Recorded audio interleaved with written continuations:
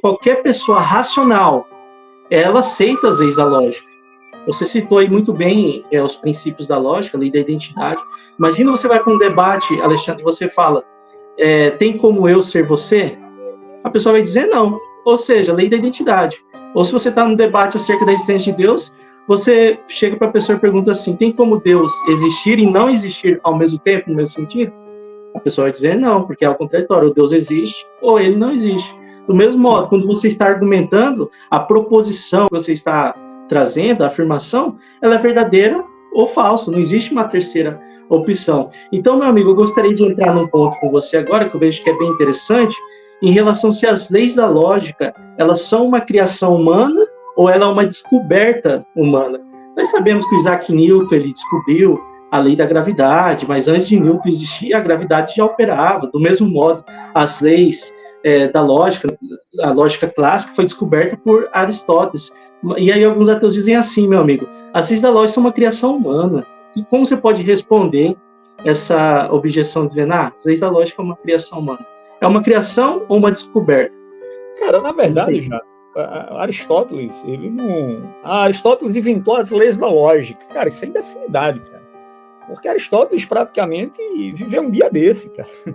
Um dia desse que eu estou dizendo, ele viveu 400, 500 anos antes de Cristo, cara.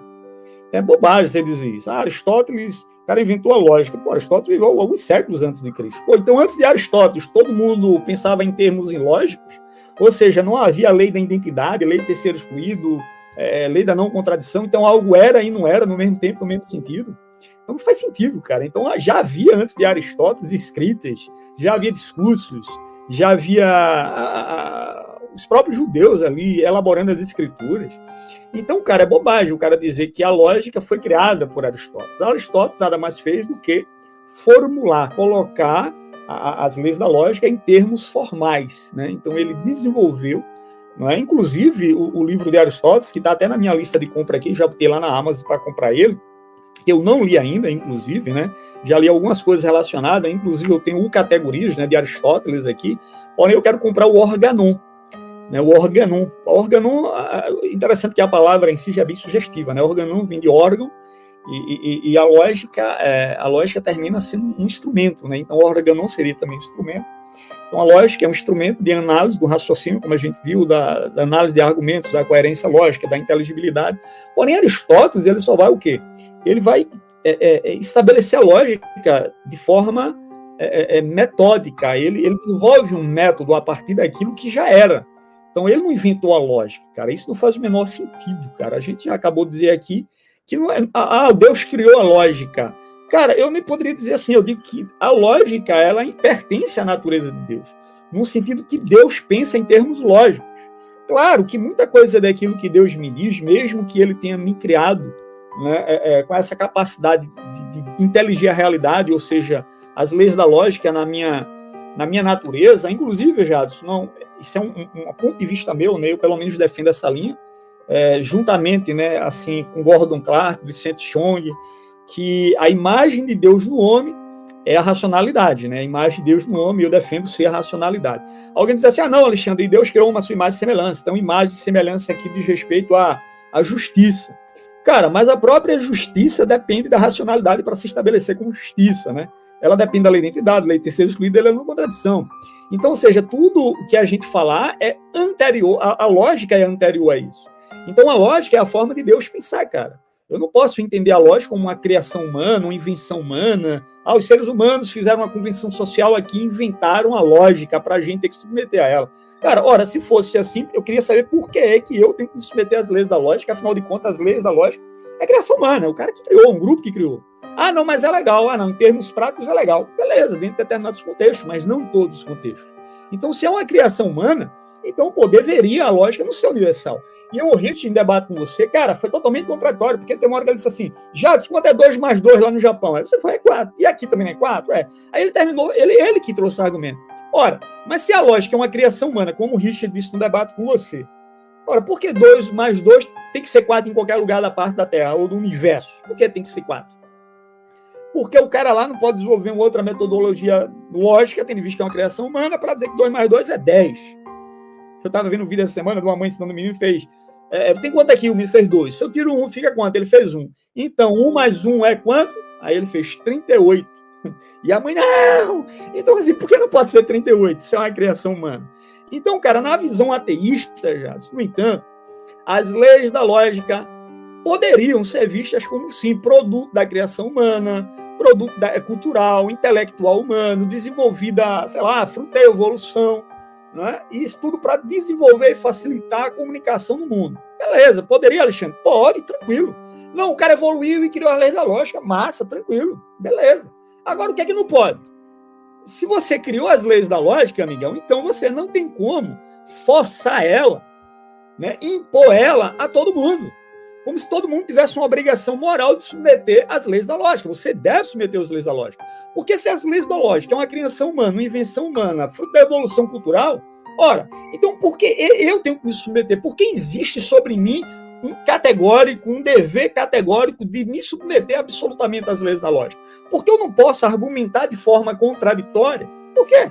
Os próprios ateus estão o tempo todo procurando contradições na Bíblia. Aqui é contraditório, não pode, contradição, tá vendo? A Bíblia tá assim, daí, irmão.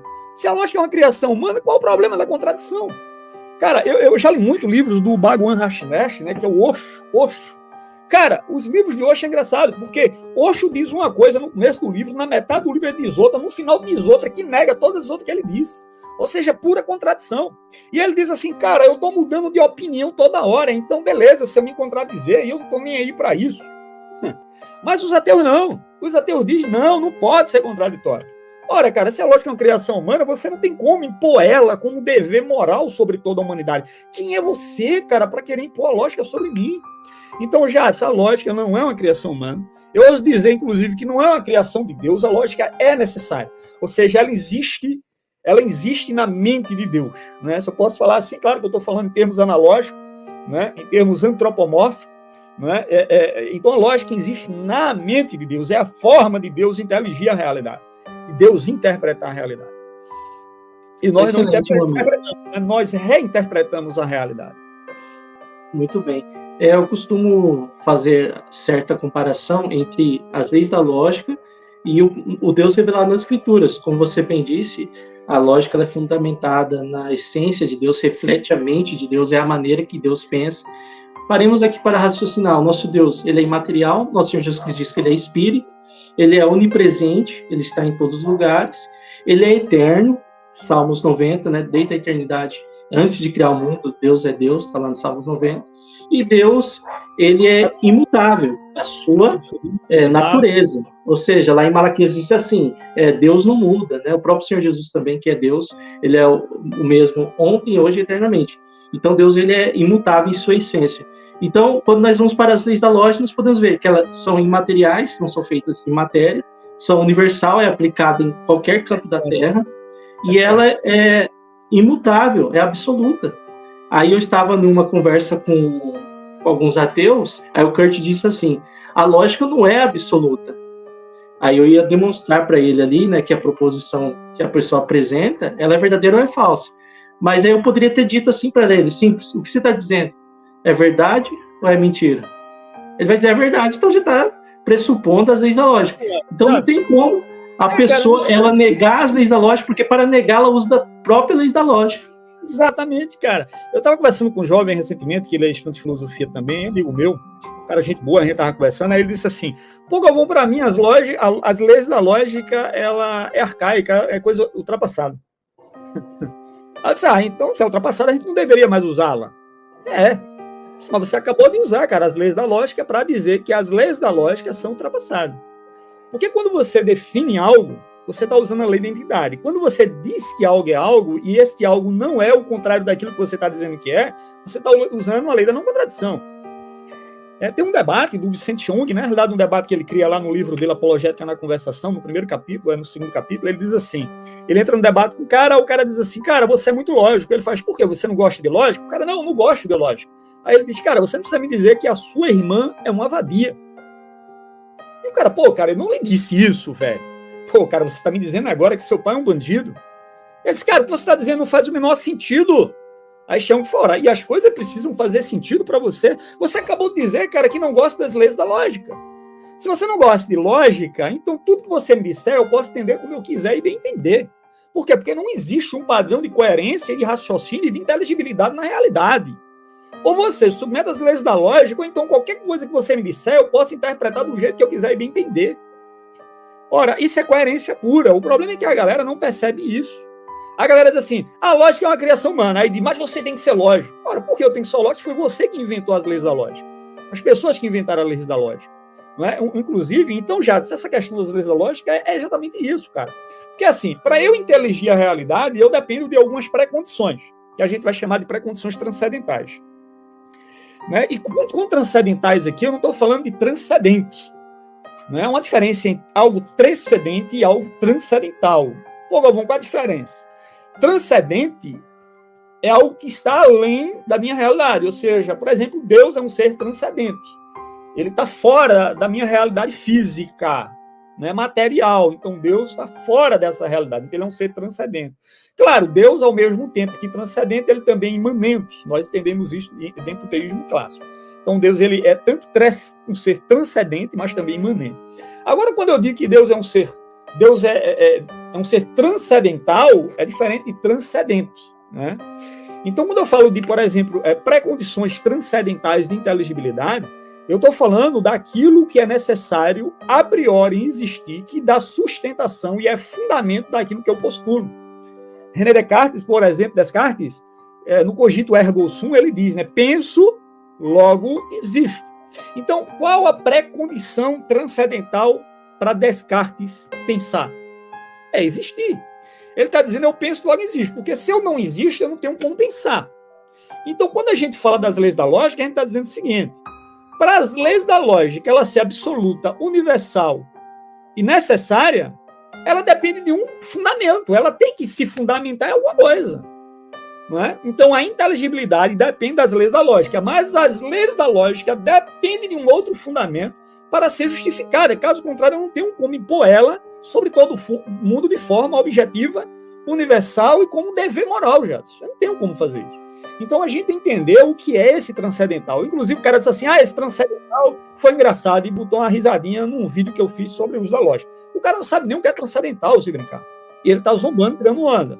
Né? Porque irmão Alexandre, e eu penso, meu amigo, mesmo usando o conceito que se aplica a Deus de transcendente, nós podemos entender que as lógicas, como está fundamentadas a lógica em Deus, elas são transcendentes. Peguemos aqui o princípio da causalidade que o cientista busca. Só demonstrar uma coisa. O cientista busca a causalidade das coisas, né? Para todo efeito há uma causa. O universo começou a existir. Se o universo teve uma causa, poderia ele ter tido uma causa e não uma causa no mesmo tempo, no mesmo sentido? Não. Ou ele teve uma causa ou ele não teve uma causa. Então, se dissermos que teve uma causa, já está sendo aplicado aí a lei do terceiro excluído. Né? Não tem outra possibilidade, né? Lei da identidade também. Então, como é fundamentado em Deus, as leis da lógica também são eternas. Sim, ela é eterna, mas assim, ela é bem real dentro da nossa realidade. Né? Então, quando a gente fala transcendente, a gente está dizendo fora da nossa realidade. Por exemplo, a gente usa as leis da lógica, ela está presente, ela está imanente em mim. Né? Então, eu posso dizer ela como transcendental, assim, como pré-condição da inteligibilidade. Mas eu entendo o que você está dizendo, né? Porque, assim, qual a natureza das leis da lógica? Né? A natureza das leis da lógica. Então, as leis da lógica, ela possui natureza metafísica, né? A natureza metafísica. Porque tem uma linha de apologistas que defende que as leis da lógica foram criadas. Nós não defendemos isso. Nós defendemos que ela é fundamentada em Deus. E Deus nos criou a sua imagem, ele colocou as leis da lógica em nós, para que nós pudéssemos raciocinar de forma coerente, assim como Deus ele é racional. Entendo. E Deus nos criou a sua imagem, como eu tinha dito, então nós temos um padrão e uma resposta do porquê nós precisamos ser pessoas lógicas. O apóstolo Paulo nos diz que há uma lei da consciência que julga o que é certo, o que é errado, e dentro da cosmovisão cristã, contradições que valem a mentir. E a Bíblia diz que Deus ele não mente. Aí os ateus falam, mas Deus colocou o espírito da mentira lá na boca do profeta, mas em nenhum momento se encontra a proposição das Escrituras, Deus mentiu. Mas se encontra em Jeremias 10:10 que o Senhor Deus é a verdade. Então, os ateus, às vezes, eles querem usar de algo que vem de Deus para argumentar contra Deus. Como diz o apologista Van Til, todo argumento do ateu pressupõe a existência de Deus. Eles estão usando de algo que Deus colocou neles, que é as leis da lógica. É como o filho que está no braço do pai, o tio fala também, né, vou dar um tapa na cara do pai para ofender o pai. Exatamente, então, é igual o cara que respira o ar e diz que não precisa do ar. Ele diz assim, eu não acredito na existência do ar. É o cara que fala português e diz assim, eu não acredito na língua portuguesa. E ele está usando a língua portuguesa para dizer que não acredita na língua portuguesa. Então, quando o cara diz assim, eu não acredito que a lógica é um padrão absoluto, ele está falando em termos absolutos que a lógica não se aplicaria quando ele, na realidade, depende da lógica, cara, para fazer isso.